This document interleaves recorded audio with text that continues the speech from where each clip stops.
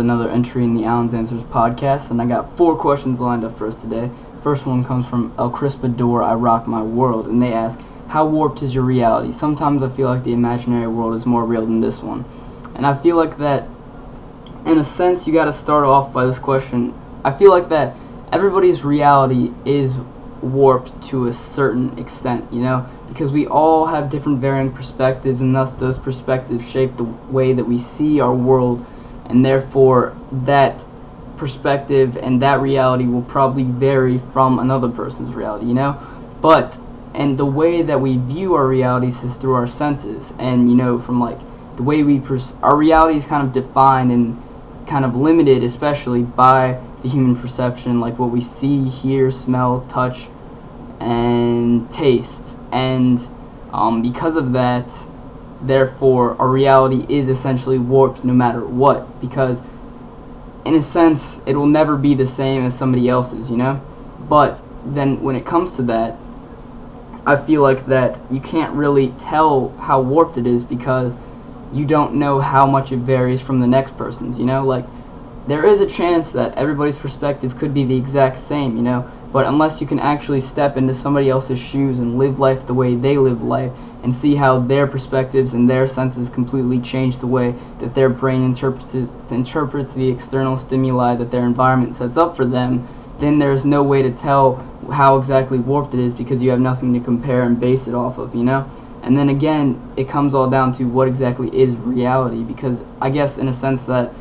reality you need to define as a set of guidelines, like how is life supposed to be, what is certain colors, how should this sound, and we'll never get that, I think. And because of that, I don't know if you can necessarily tell how warped something is, because there's another example, like if I see the color black and you see the color black and we both call that same thing black, we might see different colors but associate those different colors with the same name, just because that's how we've been raised. And I feel like that because of those different situations like that, you can't necessarily tell how warped reality is from another because you don't have the basis, and thus you don't have a way to tell how different it is from the original, and nobody knows how it's supposed to be, so therefore I don't think it's ever really warped, but that's just my opinion. So hopefully that answers your question. And then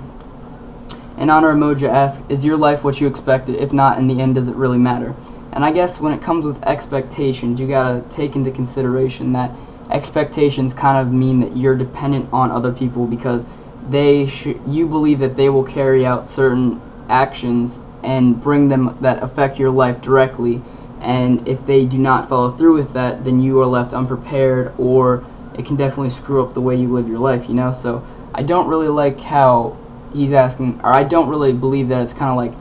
what life is you expected, because going into it, I don't think as babies we really had any understanding of what life should be like,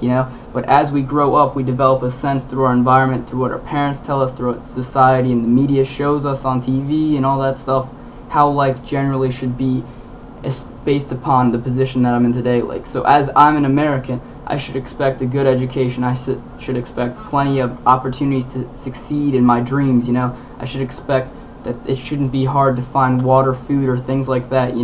because that's what the position I'm in now. So that's what I expect. But in regards to what in my life I expect to turn out as, I feel like we have to go into the fact about how everybody has their dreams, how everybody, I don't think you can necessarily expect your dreams to come true unless you actively strive to search them. So I expect my life to turn out the way that I want it to and achieve my dreams, and I will do everything that I can do to achieve those things, But I don't know if you can necessarily expect it, at least in my opinion. And because of that, in the end, does it really matter? I think that it doesn't really matter because things will always turn out the way they're meant to turn out, I think that everything happens for a reason. And while it may not necessarily be fate or something like that, I feel like that you shouldn't necessarily get your hopes up or expect something to happen if it's not bound to happen, or if you don't actively strive and try to make it happen, And I feel like that in the end, what happens, and you can do all you can to try and make it the best that it can possibly be. And I feel like that's the way you should live. You shouldn't live with expectations, but you should live by a day-to-day basis of trying your hardest any situation, So that's my opinion on that question, and hopefully that answers it. And then Mother Mary Jane asked, do you think the world would be a better place if everyone was more like you? And I have to say straight up, no. I don't think that the world will be a better place, because I think the way life is now is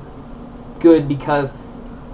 everybody has their own perspectives, like their own realities, and those perspectives thus